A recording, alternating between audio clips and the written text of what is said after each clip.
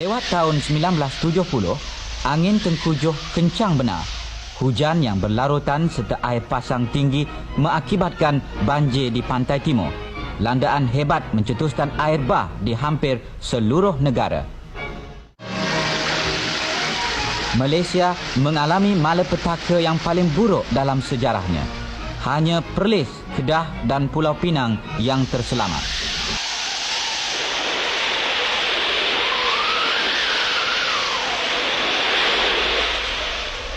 Hujan turun selepas Christmas dan terus mencurah ke tahun baru. Menjelang minggu pertama tahun 1971, Malaysia Barat lumpuh apabila perhubungan terputus. Air sungai kencang melimpah, lantas menghanyutkan rumah-rumah, memusnahkan harta benda, merosakkan tanam-tanaman. Banyak jiwa melayang. 5 Januari, Kuala Lumpur terputus dari seluruh negara. Air bah naik di ibu kota dan sekitarnya. Beribu-ribu kehilangan rumah tangga. Ujar seorang tua, "Aku lahir di Kuala Lumpur, tapi belum pernah terlihat keadaan begini."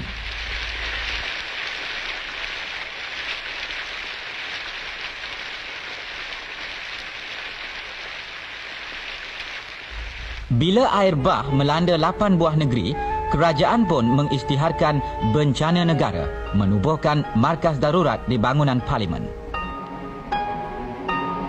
Jawatan kuasa penyelarasan bekalan negara dipengerusikan oleh Perdana Menteri Tun Abdul Razak, terbentuk bagi menguruskan masalah banjir di seluruh negara.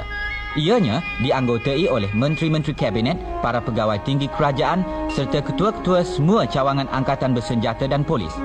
Bidang kerja amat luas. Suku juta orang teruk menderita. Hilang rumah, ramai pula hilang segala-galanya.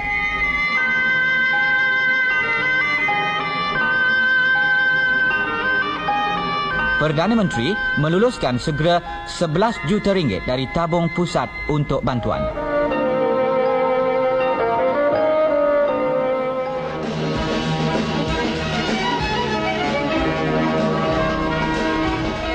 Apabila kedahsyatan bencana diketahui dunia, bantuan datang dari banyak negara. Bot-bot pendarat dan enjin, makanan dan obat, selimut dan khemah. Para anggota tentera berusaha giat mengejarkan kelengkapan dan bekalan ke kawasan yang terlibat.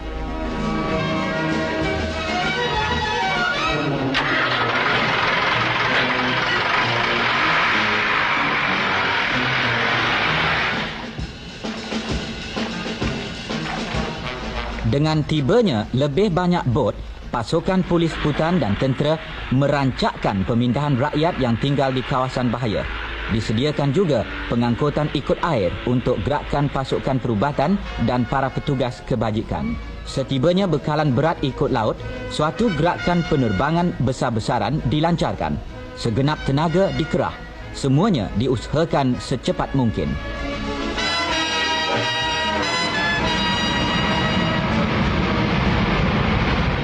Skuadron Nuri, tentera udara diraja Malaysia, dibantu oleh 13 buah pesawat luar, 4 buah Alouette dari Singapura, 3 buah Wessex, tentera laut diraja British dan 6 buah Huey, tentera Amerika di Vietnam. Semua helikopter berusaha terus-menerus menyampaikan bekalan ke kawasan-kawasan terpencil. Malaysia berterima kasih terhadap bantuan yang amat bermakna.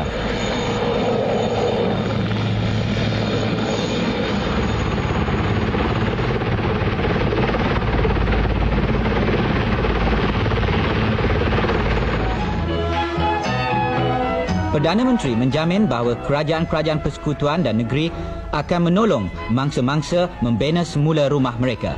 Satu jawatan kuasa akan dibentuk bagi menaksir kerosakan dan merangka pemulihan. Penyelarasan wujud di antara pihak tentera dan polis. Ketua Turus Angkatan Bersenjata Jeneral Tan Sri Ibrahim dan Ketua Polis Negara Tan Sri Muhammad Saleh diterangkan mengenai perkembangan baru. Beberapa kaedah tercipta bagi mengatasi keadaan. Di pusat-pusat bantuan di seluruh negara, tugas memberi makan kepada berpuluh-puluh ribu orang mangsa dijalankan oleh Jabatan Kebajikan, dibantu oleh badan-badan sukarela dan orang ramai. Ketika bencana, rakyat Malaysia dari segala bangsa berganding bahu turut membantu mereka yang malang. Muhibah dan perpaduan jelas ternyata.